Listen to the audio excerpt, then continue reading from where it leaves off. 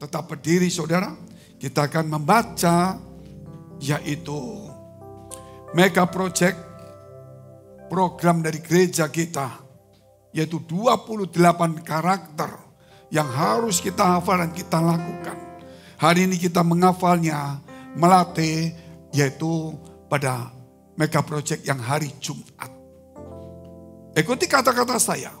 Mega Project karakter Kristus hari Jumat. Mega Project karakter Kristus hari Jumat. Setia. Setia. Bersyukur. Bersyukur. Penundukan diri. Penundukan diri. Ketulusan. Ketulusan. Setia. Setia. Bersyukur. Bersyukur. Penundukan diri. Penundukan diri. Ketulusan. Ketulusan. Silakan duduk. Terima kasih saudara. Tema hari ini bicara minyak sedikit, pelita hidup menjadi redup. Kalau minyak itu sedikit, pelita itu kita akan redup. Begitu habis dia padam. Sehingga firman Tuhan berkata, jangan padamkan roh. Mungkin hari ini pelita kita masih menyala. Tetapi apakah minyaknya itu penuh atau tinggal sedikit? Gak ada yang tahu. Kecuali saudara masing-masing sama Tuhan. Kita harus tahu saudara, kenapa pelita kita menyala. Oh, aku masih pelayanan, aku masih berdoa, aku masih, ya semuanya kita lakukan. Tetapi ada semangat gak?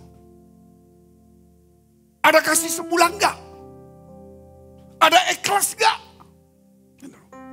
Ada sungguh-sungguh gak untuk Tuhan? Ya kewajiban. Itulah namanya pelita sudah mulai redup. Sudah tidak lagi semangat ke gereja. Ah, sama saja aku pernah dengar. Pernah dengar bukan berarti sudah dilakukan.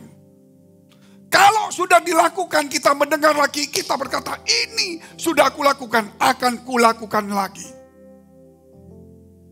Sebab itu tema minyak sedikit. Pelita hidup menjadi redup. Saya ajak saudara membaca dulu.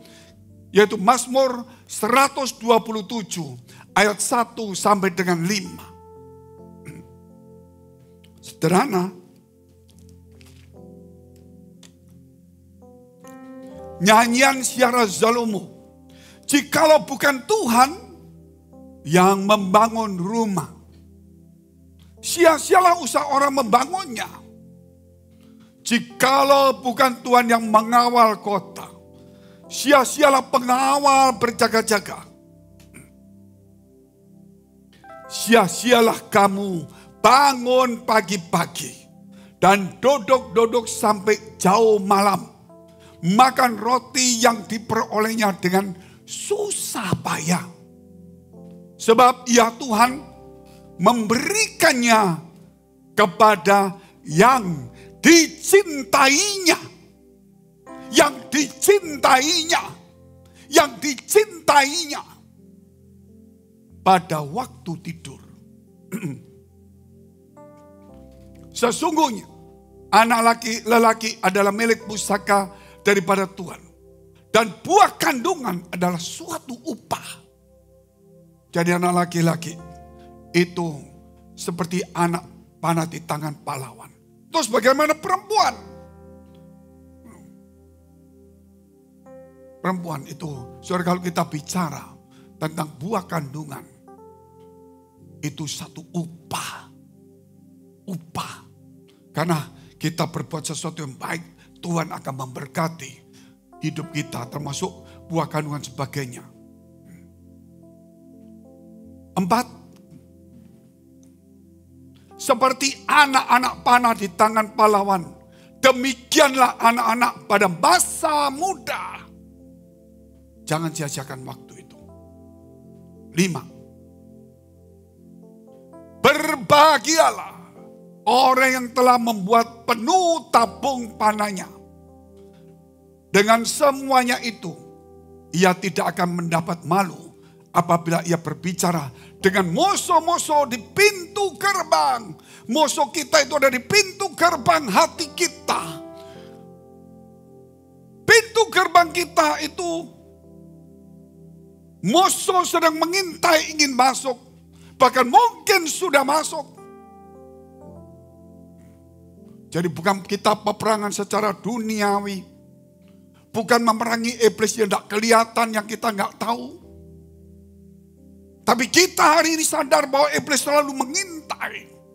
Ketika Tuhan Yesus dicobai pada pencobaan ketiga dan selesai. Maka dikatakan iblis menanti kesempatan yang baik. Pada saat Yudas itu berkhianat. Sudah mulai disitulah kesempatan paling baik bagi iblis. Tapi Tuhan tahu rencananya. Jauh lebih baik daripada rencana ataupun kesempatan yang iblis ambil. Tapi itulah jauh lebih baik karena Tuhan berkorban untuk kita. Iblis mengambil satu keuntungan, tapi dia lupa keuntungan yang dia dapat adalah kerugian besar bagi dia. Kalau Yesus tidak mati, dosa iblis itu berkuasa. Karena Yesus telah mati, hukuman sudah dipastikan. Hukuman sudah ditentukan. Saya katakan demikian kenapa? Karena ketika di dalam kitab Wahyu dituliskan, ada sebuah kitab, bukan kitab kehidupan, sebuah kitab yang belum dibuka. Bukan kitab kehidupan, ada kitab lain. Maka Rasul Yohanes menangis karena tidak ada satupun yang layak membuka kitab itu. Baik yang di surga, di bumi, di bawah bumi, tidak ada yang layak. Tetapi di takhta Tuhan itu, selain ada 4 makhluk yang kudus yang menjaga takhta itu, ada 24 tua-tua di ring yang kedua. 24 tua-tua pakai mahkota. Salah satu berdiri dan berkata, jangan kau menangis. Karena anak domba yang telah disembelih, dia akan membuka kitab itu. 7 meterai. Maka Yesus, anak domba itu yang sudah mati, membuka kitab itu. Dan itulah kitab Wahyu. Meterai, cawan murka, sangkakala, dan sebagainya. Setelah meterai, sangkakala, cawan murka, saudara itu semuanya. Disitulah rahasia semua yang iblis tidak tahu. Sehingga iblis waktu pencobaan ketika berkata, sembahlah aku, maka seluruh dunia aku berikan kepadamu. Tuhan jelas menolak karena Tuhan itu Tuhan. Tidak perlu menyembah yang lain. Betul. Tetapi ada satu hal yang kita lupa. Iblis akan memberikan seluruh dunia. Dalam kitab Wahyu 20 dan 21 pasal itu disebutkan iblis itu dibuang di dalam jurang maut. 1000 tahun diikat. Dia tidak tahu. Dia tahu dihukum, tapi tidak tahu bagaimana di endnya. Dia tahu akan dimasukkan neraka. Tapi dia tidak tahu akan dihukum 1000 tahun dan kita memerintah 1000 tahun. Dia tidak tahu. Tetapi setelah Yesus mati, setelah menebus dosa kita, dia mulai mengambil kunci-kunci maut dan kerajaan maut. Dia membuka juga banyak hal yang dikerjakan, termasuk membuka kitab yang termeterai. Dan kitab yang termeterai itu pasal 21 kemudian menuliskan bahwa langit dan bumi yang ada ini lenyap. Tidak ada satu debu pun.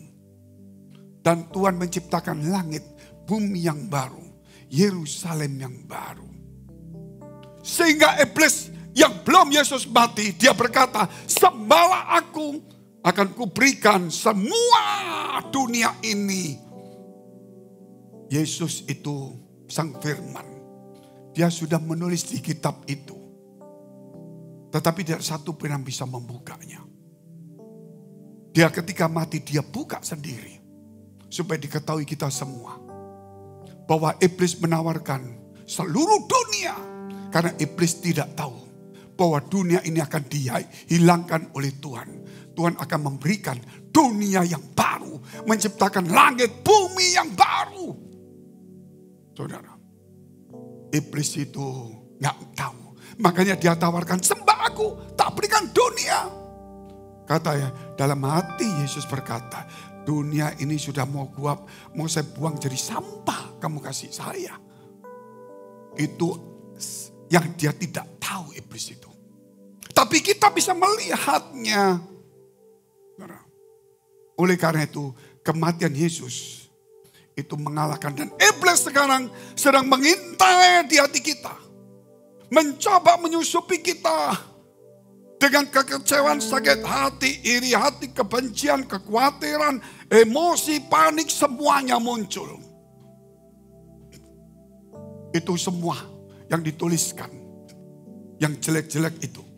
Tetapi apa kata firman Allah hari ini? Poin pertama, membuat penuh tabung panahnya. Membuat penuh tabung panahnya. Membuat penuh tabung panahnya.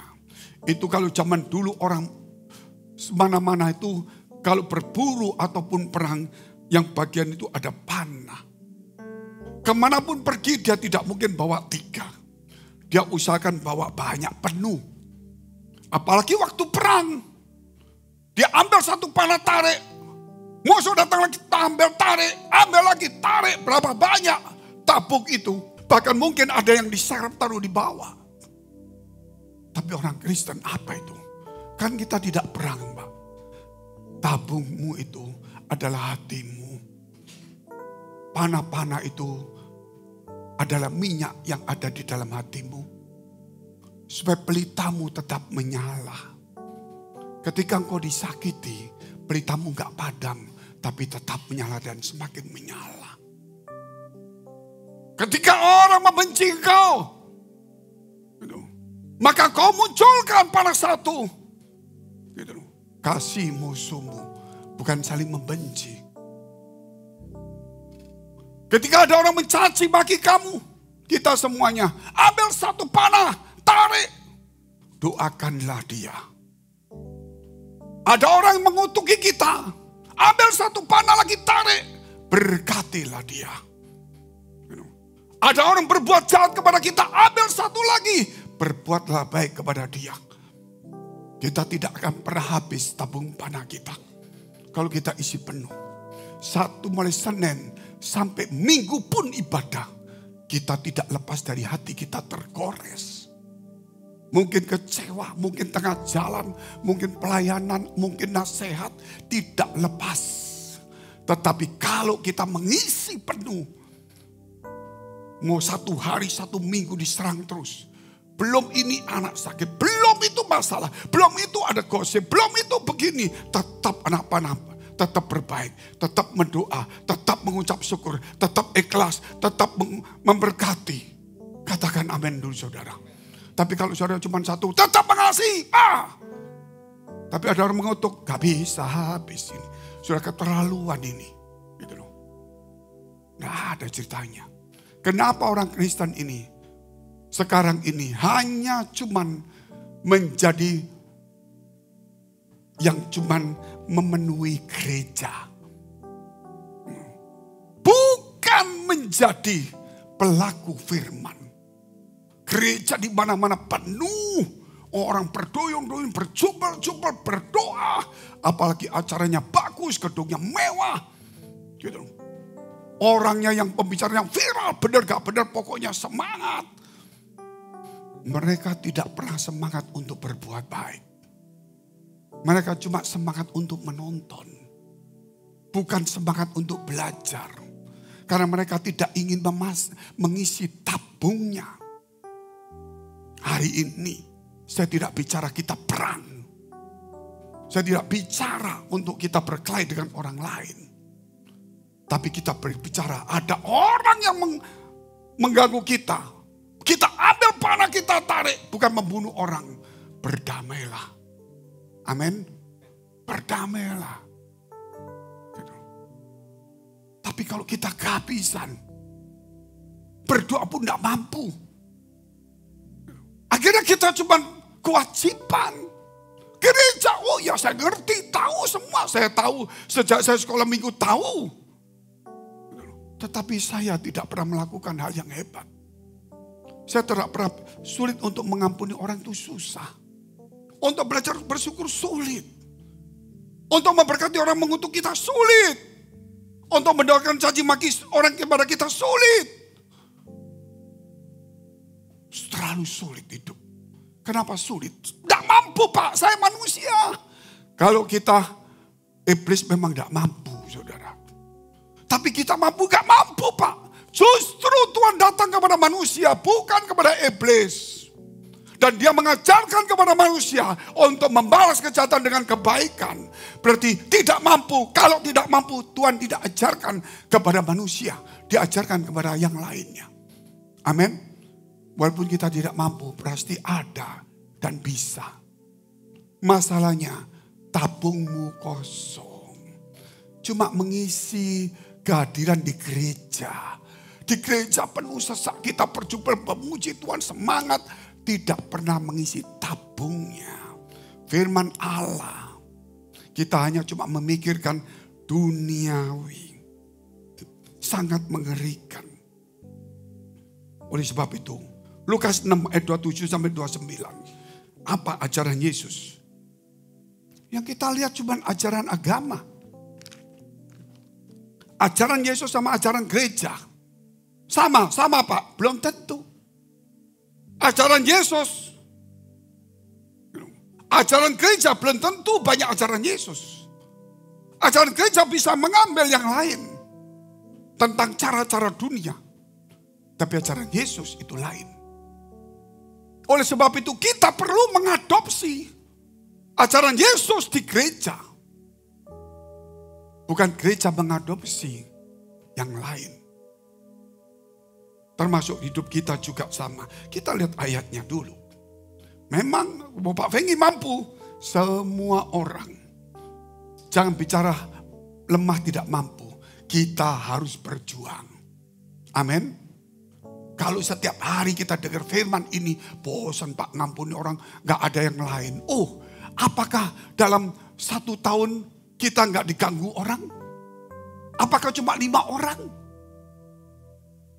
Mungkin lebih dari 50 orang. Dan kalau kita hanya cuma hafal sekali.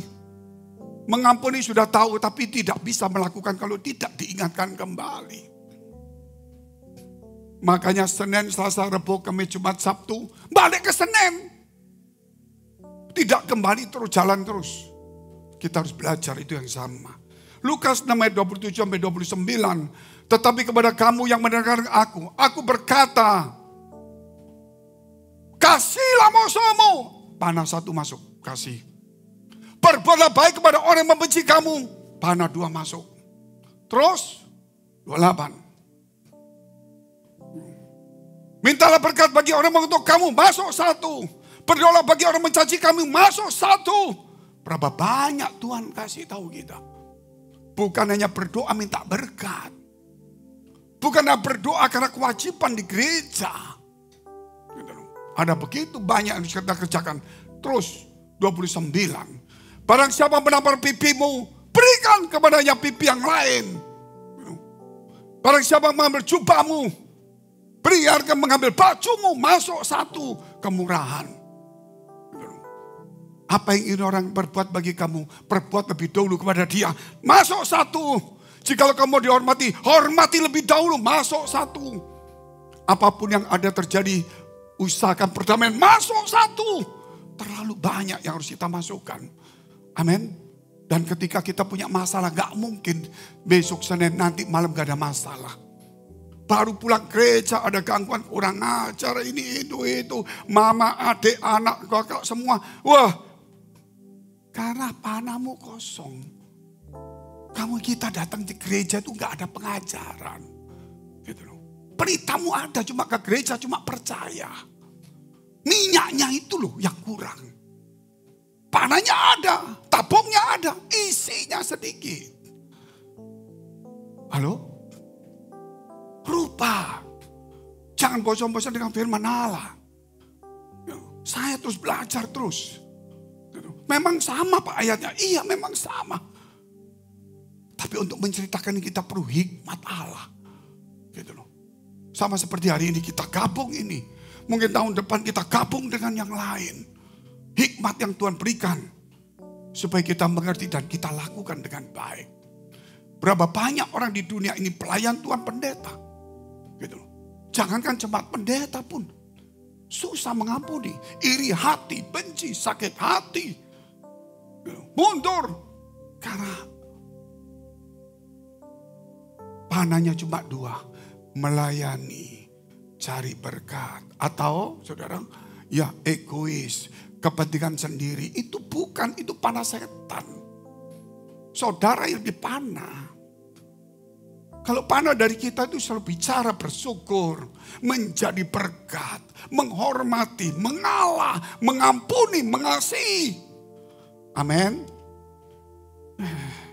Amennya pun berat, apalagi lakukan Pak Pendeta. Memang kita itu lemah Pak. Kalau lemah ya kenapa Yesus ajari kita yang gak tahu. Oke saudara, kita lihat contoh saja. Perempuan 5 garis bijaksana, 5 garis bodoh. Karena ini Mei dan Juni ini Tuhan selalu ajarkan saya untuk supaya ngisi minyak. Jangan cuma pelitanya nyala di gereja, wah berkembang pelayanan, komsel. Tapi sebenarnya tujuannya cuma rame kumpul-kumpul aja. Matius 25 ayat 8-12.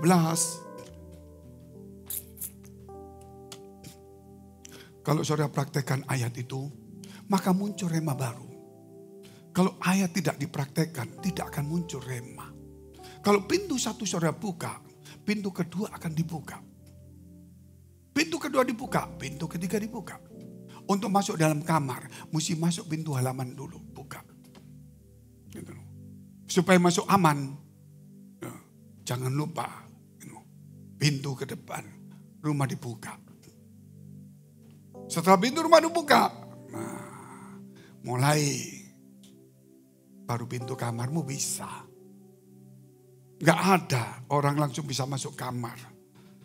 Matius 25 ayat 8-12. Gadis-gadis yang bodoh berkata kepada gadis-gadis yang bijaksana, berikanlah kami sedikit dari minyakmu itu, sebab pelita kami hampir padam. Berarti pelitanya nyala enggak? Hampir padam berarti nyala enggak? Kadang-kadang kita lupa kata ayat ini. 9-12. Tetapi jawab gadis-gadis yang bijaksana itu, tidak. Nanti tidak cukup untuk kami dan untuk kamu. Lebih baik kamu pergi kepada penjual minyak dan beli di situ. 10. Akan tetapi waktu mereka sedang pergi untuk membelinya, datanglah mempelai itu. Dan mereka yang telah siap sedia masuk bersama-sama dengan dia ke ruang perjamuan kawin, lalu pintu ditutup.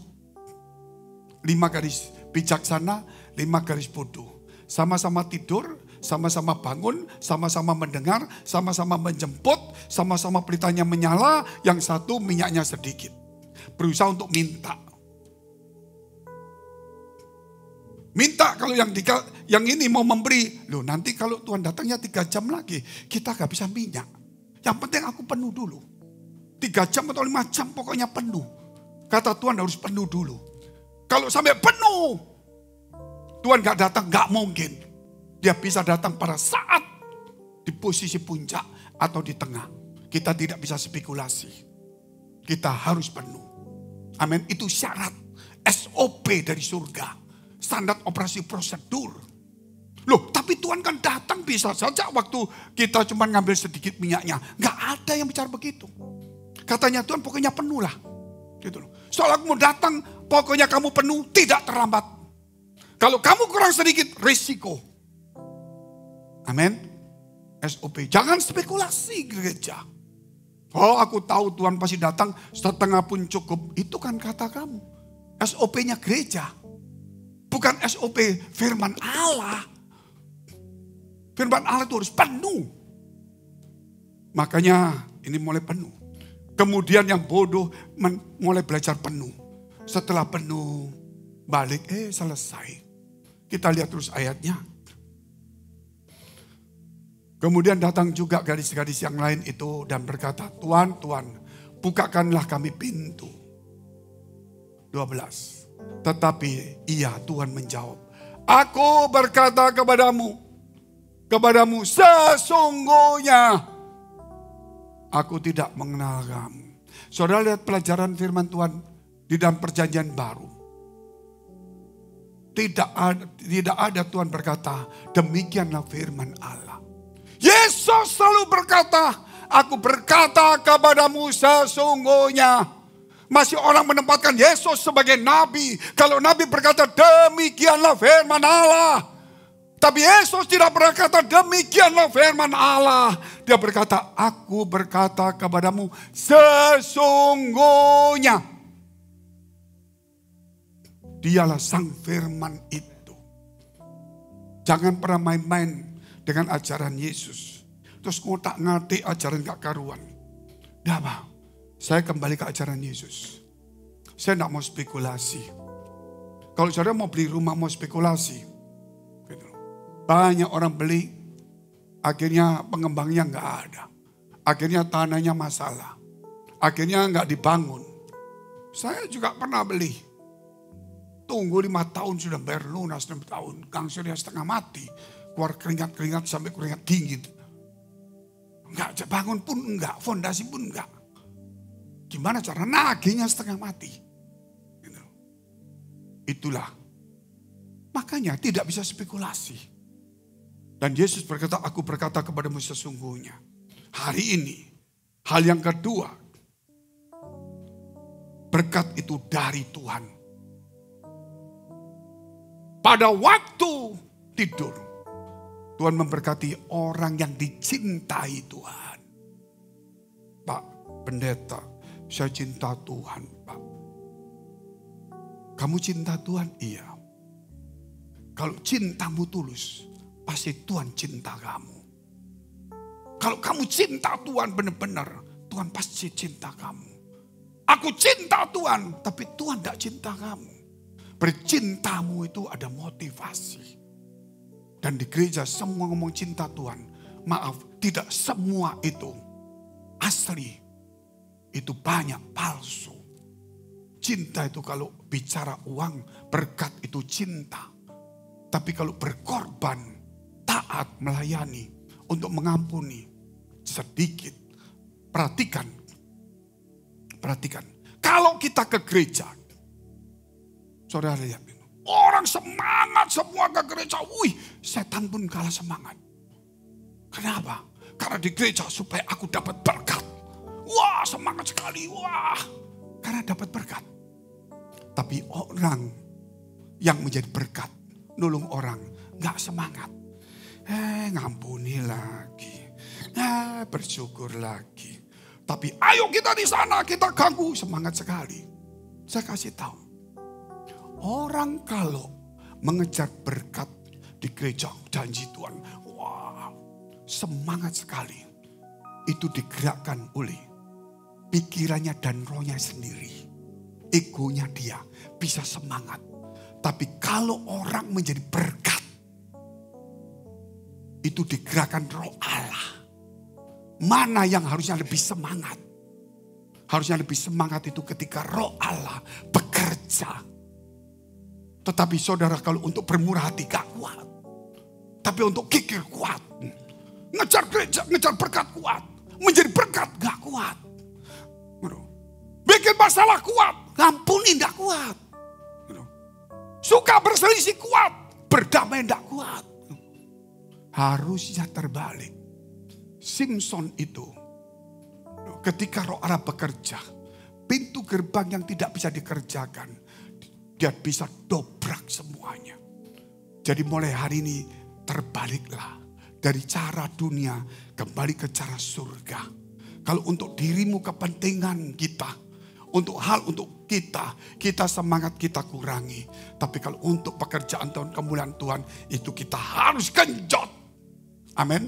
Karena hidup kita diciptakan memang untuk kemuliaan Dia. Bukan untuk kita. Di dunia ini titipan, cuma semua dititipkan. Percaya, suatu hari pendeta pengumpul uang banyak, tidak akan pernah puas. Apalagi itu kalau memang dia cinta uang. Sehingga di gereja cuma ngomong uang. Tidak pernah dia bicara untuk berbuat baik. Itu kalau saya bicara pendeta. Dan memang sudah bukan rahasia umum. Gitu. Jangan saudara melihat pendeta itu baik. Kita semua sama berjuang. Amin. Dan ukuran pendeta saya begitu, saya begini, nggak ada. Ukuran kita itu ukuran Tuhan. Standar operasi prosedur, standar rohani kita. Bukan ukuran pendeta itu, ukurannya Fengki, bukan. Standar rohani kita dalam Lukas pasal 6, Matius 6:33. Katakan amin dulu. Itu standarnya sudah ada di sana semua. Itu standar rohani yang tidak boleh dilawan. Kalau saudara hotel, mau di Kentucky, McDonald pun, apapun kopi apa saja. Itu sudah ada standarnya. Sekian timbang, sekian timbang, sekian timbang. Masuk panasnya sekian, sekian suhunya, sekian detiknya. Kalau sudah lain, gak enak sedikit, orang komplain, keluar. Makanya bisa franchise di mana-mana. Gereja bisa franchise di mana-mana, tapi standar tidak ada. Makanya Tuhan kasih kita blessing in the spirit. Standarnya, segala berkat rohani akan kuberikan kepada kamu. Efesus 1 ayat 3. Jadi kita mesti betul-betul haus dan lapar akan firman Allah. Memang sedikit orang yang senang dengar khotbah begini. Gitu loh. Orang yang dengar khotbah begini, orang lain ngomong lu gila dengar gitu. Karena memang dia gila, gak bisa tangkap yang baik. Gitu loh. Masa orang di gereja suruh berbuat jahat? Di gereja itu diajar berbuat baik. Amin. Itu yang paling penting. Kalau di sekolah dijadikan bodoh itu kan keliru. Gereja harus lebih mengenal jalan Tuhan. Itulah namanya berkat dari Tuhan. Kita lihat dulu. Tadi dikatakan. Yaitu Mazmur 127. Ayat yang kedua.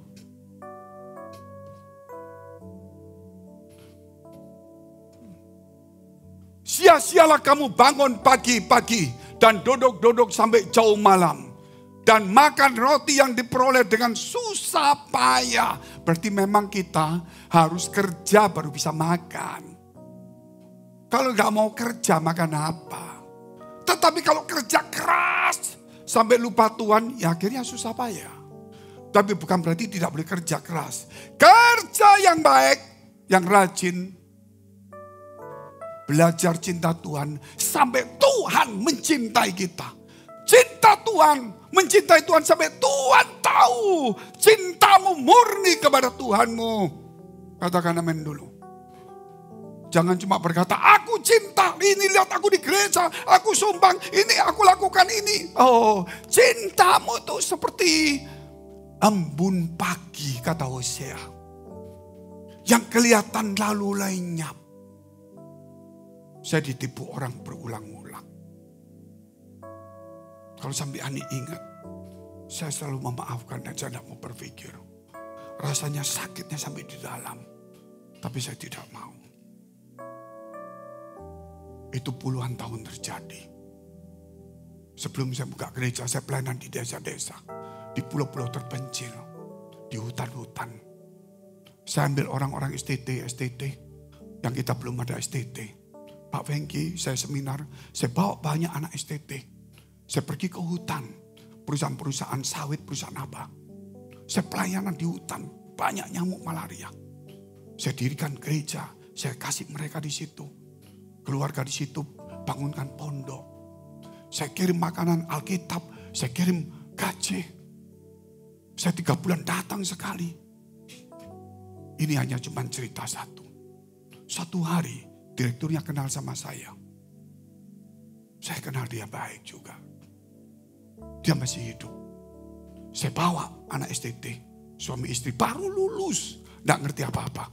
Saya, kamu bantu sini ya, oke ya. Saya bikinkan kamu perahu. Karena ini jalannya, hutannya luas. Dia bikin tuh banyak kanal-kanal. Supaya kalau ngambil tanaman tuh nggak masuk hutan pakai air motong-motong. Pakai perahu. Ya Pak. Saya bikinkan semuanya, obat-obatan, semuanya komplit. Saya datang sampai saya kena badai mau mati. Gak tahu itu kemana itu pulaunya, gelap. Satu hari, direktur yang mau gini, Pak, kita kerjasama Pak. Kita tanam tanaman. Saya kan direktur. Saya yang beli tanamannya Bapak. Harganya saya kasih. Nanti kita bagi 2. Bapak 30, saya 70. Saya bilang jangan. Bapak nanti lebih sama-sama. Saya bilang janganlah. Teman saya bilang, ambil Pak, jangan. Untuk pelayanan Tuhan, jangan. Kita mesti pikir, padahal hati kepingin. Jumlahnya miliar itu. Itu zaman dulu. Apa yang terjadi? Anak muda ini, saya taruh kamu di sini ya, iya. Saya pelayanan. 2 tahun tidak ada jawaban. 4 tahun kalau tidak ada jawaban. Tahu-tahu dia sudah tidak di situ. Dia pergi ke satu kota. Dia beli 3 ruko, 4 ruko. Dari mana kamu? Baru STT, kamu di situ. Ternyata dia berkhianat. Dia sama direktur itu kerjasama. Dia bikin tanaman itu. Jadi bukan pelayanan. Dan direktur itu beli rumah di Singapura. Teman saya. Dan istrinya saya tahu juga. Saya tidak mau cerita banyak hal ini. Saya cuma lihat rumahnya. Kamu dulu, kalau nggak lakukan itu kamu nggak punya rumah. Saya yang punya mestinya. Cuma saya nggak mau lakukan itu. Itu orang yang saya latih. Menusuk saya. Tapi bukan saya yang dirugikan. Tapi dia menusuk Tuhan. Pelayanan ditinggal. Dia mau bicara tentang hal yang tidak baik. Saya ketemu dia, saya tidak marah. Saya diam saja. Dia menjadi pengusaha. Orang biasa. Pengusaha. Bayangin, zaman dulu. 30 tahun lalu. Punya 3-4 ruko di kota besar. Saya 1 ruko aja gak punya. Pelayanan, tidak. Saya buka gereja di sana. Dia gak datang. Saya gak masalah. Dia dianggap bos kalau ketemu sama saya. Saya gak masalah, gak ada urusan bagi saya. Makanya saya katakan, kalau kita cinta Tuhan, saya mau ke hutan, jangan bicara kamu cinta. Sampai Tuhan tahu cintamu itu murni. Itu butuh waktu dan butuh ujian. Katakan amin dulu. Kalau tidak ada ujiannya, gak mungkin kita ketahuan cinta Tuhan. Cinta itu cuma hanya sebentar kelihatan, tapi kemudian lenyap. Bisa enggak 40 tahun apimu tetap menyala. 40 tahun bukan bicara kecil. Ekonomi bisa turun. Anakmu bisa sakit. Engkau bisa dikhianati. Engkau bisa kena bencana. 40 tahun tidak selalu naik di atas.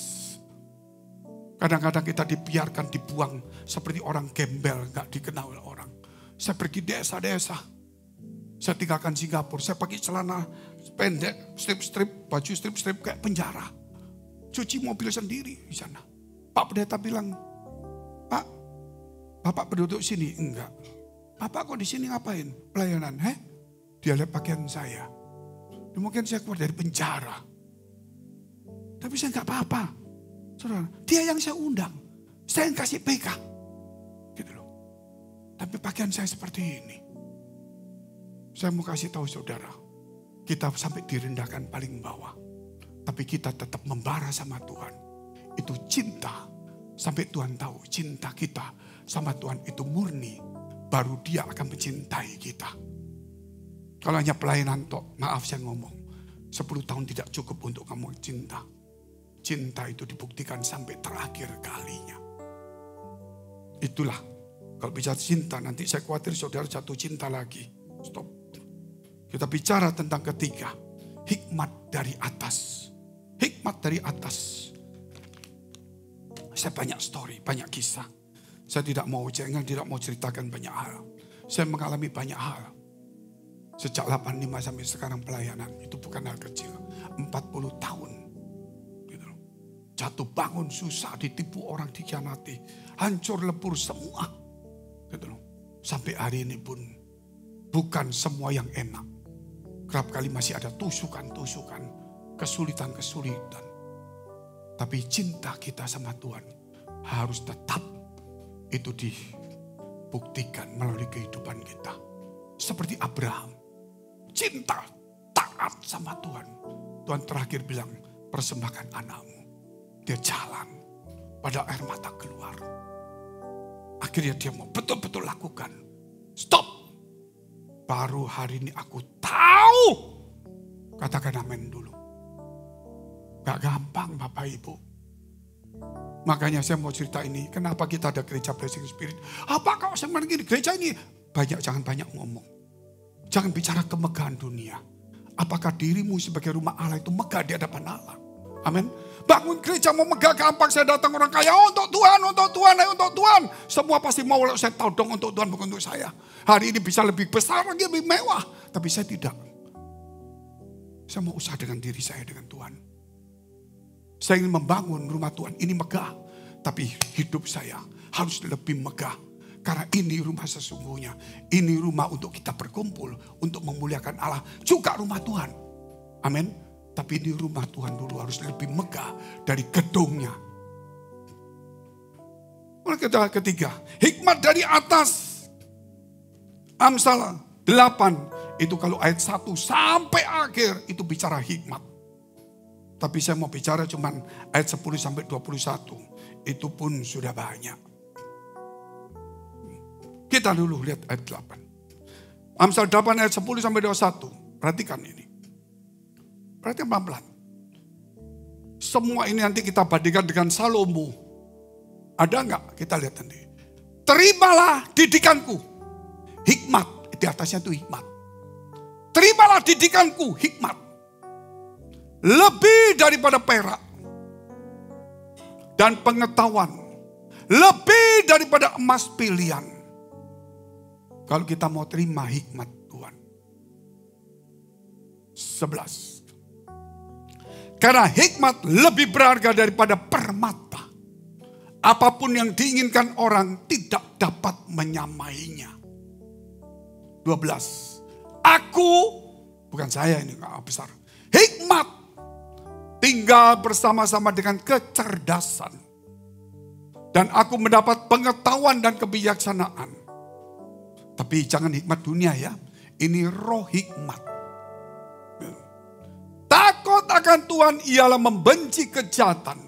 Aku benci kepada kesombongan, itu hikmat.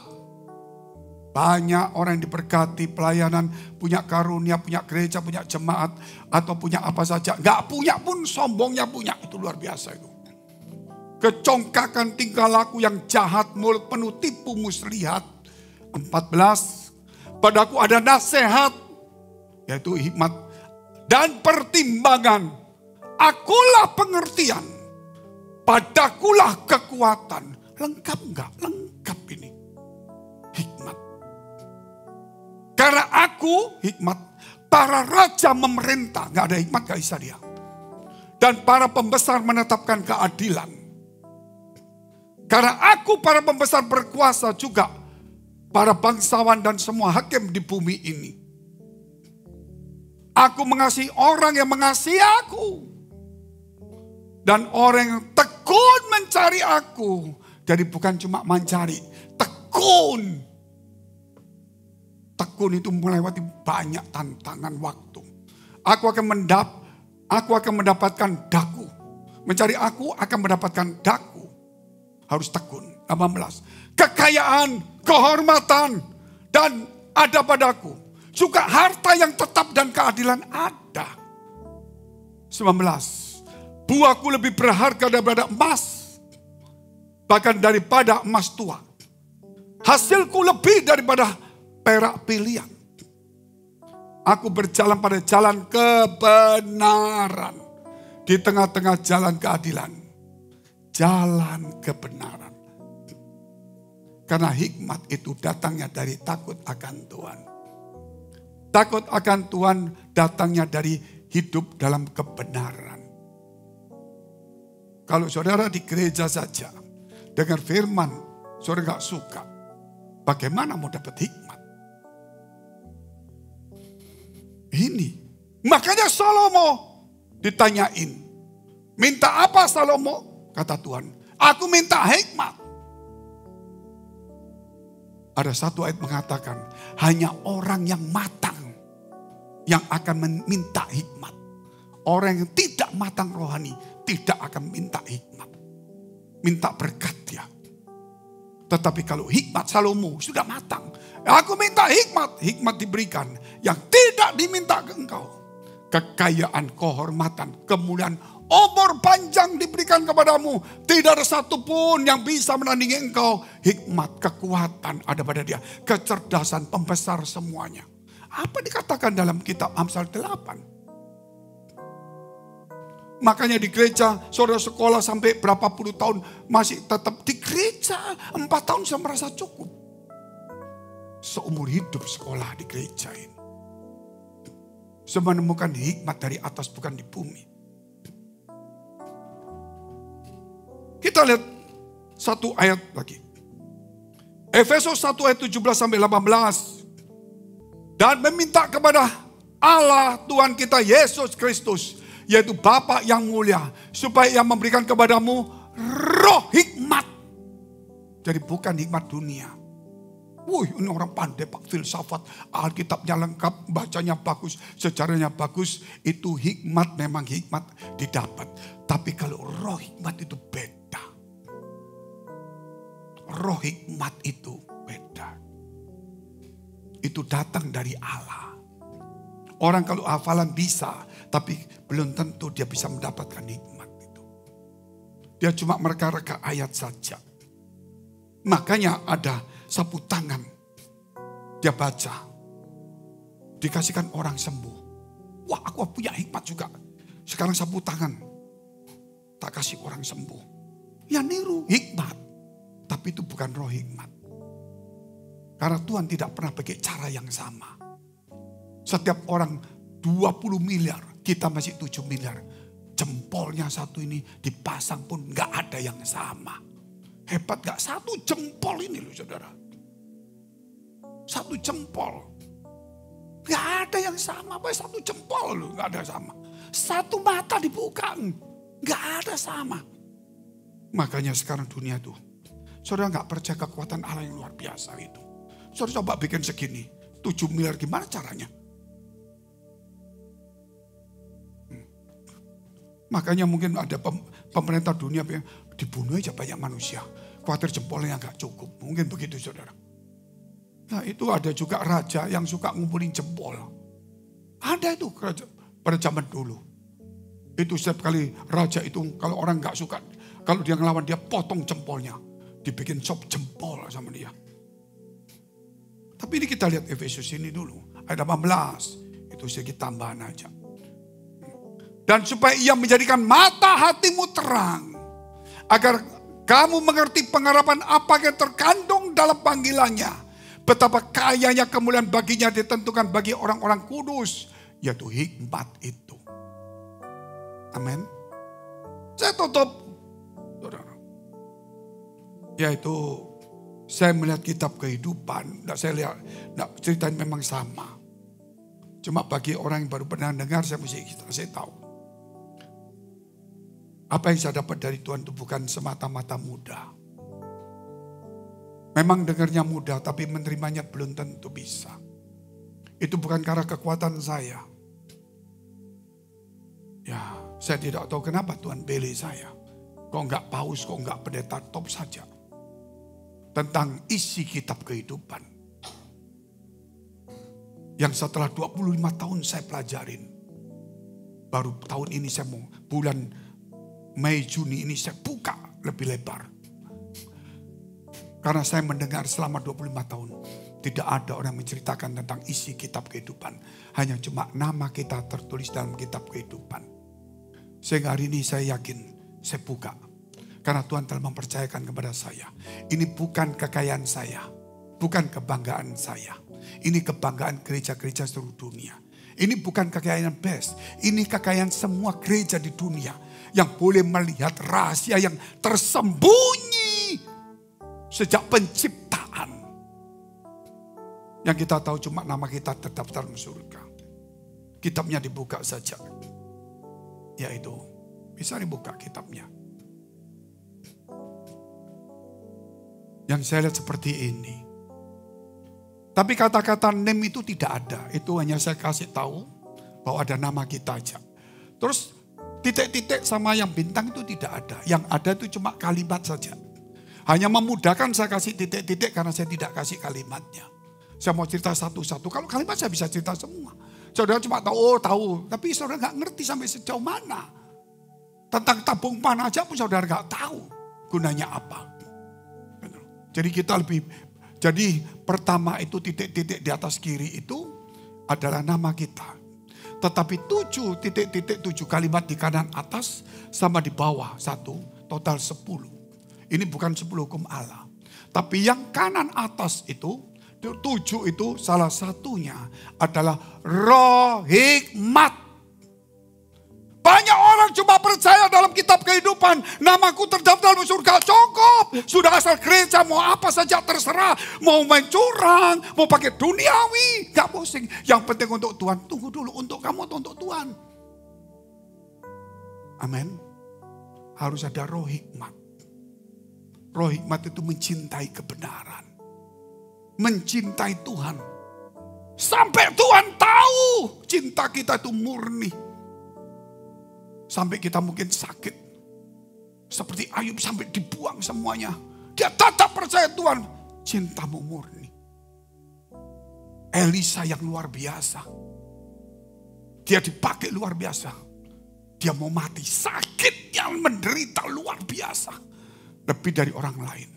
Tapi dia tetap cinta Tuhan. Bayangkan terakhir. Sakit yang ngilu gak karuan. Tuhan, aku sudah melayani kok 1 bulan mau mati pun sakit. Wah, kecewa. Cintamu tidak pernah murni. Nggak gampang ngomong cinta sama Tuhan. Dia tahu hatimu dan hati saya. Sebab itu dikatakan roh hikmat. Kalau dunia ngerti tentang roh hikmat, satu saja. Gereja ini akan belajar tentang hikmat. Mencintai kebenaran. Gereja gak seperti sekarang ini. Ribut di mana-mana. Kita sampai ikut pusing juga. Betul saudara. Belum selesai yang bikin lagi. Belum selesai. Kita seakan-akan diajak habis-habisan uang. Habis-habisan cara dunia. Gitu. Kita diajak bersaing habis-habisan. Dengan cara dunia. Saya tidak mau. Tapi saya akan berupaya tetap baik. Saya akan membuat saudara untuk menjadi berkat bagi banyak orang. Bukan mengejar berkat. Tapi gereja ini harus tetap jadi baik. Oleh karena itu hari ini firman Tuhan berkata, isilah minyak penuh. Itu standar rohani. Dari surga bukan dari kita. Pada datang ngomong cukup. Gak usah berbuat baik. Cukup. Gak usah berbuat baik. Gak usah suci. Gak usah sok-sok kudus. Gak ada pelajaran pekol salib. Dia bikin standar sendiri. Alkitab berkata standarnya harus. Jangan pernah bikin standar sendiri. Gereja sudah mulai bikin standar sendiri. Oleh sebab itu isi tabungmu penuh. Loh, tunggu dulu. Kita kadang-kadang 1 hari disakiti 3 orang. Kalau tabung kita banyak tapi tidak penuh. Disakiti ngampuni sekali. Kedua kali nggak bisa. Mau apa? Harus penuh. Kalau penuh standarmu itu. Pasti Tuhan akan tidak melebihi dari kekuatanmu. Amin. Pasti. Jangan cuma mikir, oh hari ini aku bisa ngampuni 7 kali. Tapi sabar gak perlu, gak bisa tahu. Tapi Tuhan tahu kalau kamu penuh, pasti cukup untuk mengatasi semuanya. Bisa mengampuni, bisa melayani, bisa berkorban, bisa berdamai. Gak ada kecewa, gak ada geger-geger, gak ada hitung-hitungan, gak ada salah paham. Semuanya untuk Tuhan. Isilah tabungmu hari ini. Supaya kamu mampu menghadapi hari-hari terakhir yang penuh kesulitan. Mari kita bangkit berdiri, kita mau berdoa.